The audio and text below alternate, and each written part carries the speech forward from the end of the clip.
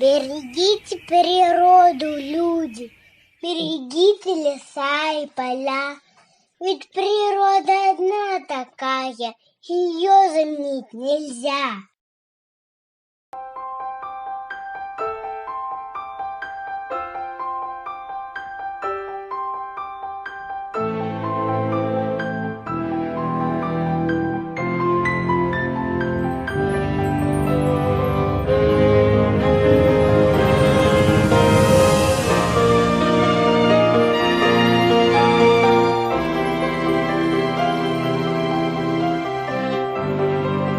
Берегите природу, люди, никогда не срывайте цветы для забавы и красоты.